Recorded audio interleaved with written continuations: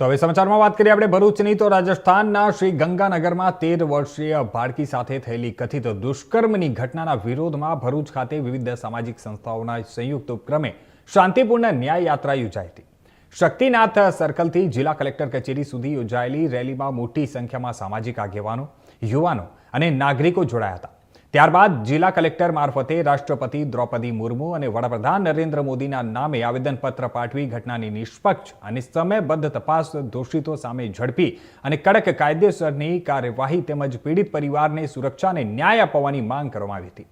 સાથે જ દેશભરમાં મહિલાઓ અને બાળાઓની સુરક્ષા વધુ મજબૂત બને તે માટે કડક કાયદાના અસરકારક અમલ, સંવેદનશીલ પોલીસિંગ, ઝડપી તપાસ વ્યવસ્થા અને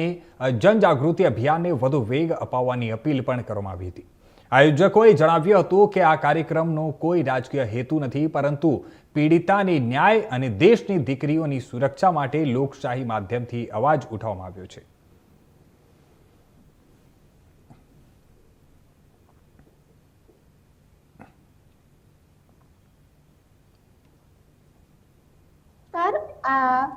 રાજસ્થાનના શ્રી ગંગાનગર શહેરમાં જે કથિત દુર્ઘટના ઘટી છે અને 13 વર્ષીય બાળકી પર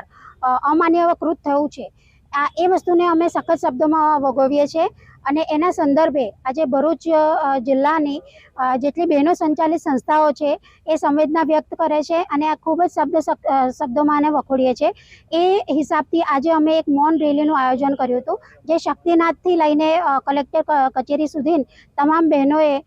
મુખ્ય બહેનો કે જેમાં સંસ્થા ચલવે છે એવા સંસ્કૃતિ સમાજ સેવાના હેમાબેન છે, અંજલિ ક્લાસના યોગા ક્લાસના અંજલિબેન ડોગરા છે, અર્પણ ફાઉન્ડેશનના બીનાબેન તથા એમની ટીમ છે, જાયંત ભૃગુ સહેલીના અલ્પનાબેન અને નૈનાબેન છે, રેવા ફાઉન્ડેશન તરફથી આવ્યા છે અને શ્રીનિકેતન તરફથી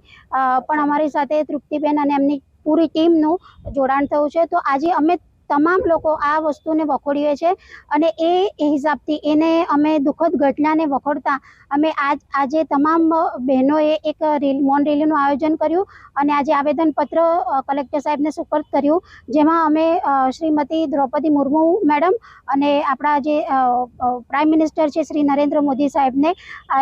એમના સુધી પહોંચે, અમારો અવાજ પહોંચે એ હિસાબથી આવેદનપત્ર આપવામાં આવ્યું છે અને અમે આશા રાખીએ છીએ કે અમે જે માંગણીઓ કરી છે કે દોષિતને સજા થાય અને ફાસ્ટ ટ્રેકમાં કોર્ટમાં કેસ થાય અને દોષિતને જલ્દીથી જલ્દી ફાંસીની સજા થાય અને જે બાળકીની પરિવાર છે એને સુરક્ષા અને યોગ્ય પ્રમાણમાં વળતર મળે, એ અમારી મુખ્ય માંગણી સાથે આજે અમે તમામ સંસ્થાની બહેનોએ અને તમે જોઈ શકો છો અલગ અલગ જગ્યા પરથી આવેલી તમામ બહેનોએ આ વસ્તુને આવેદનપત્ર પરથી અમે અમારી અરજ રજૂ કરી છે। આભાર।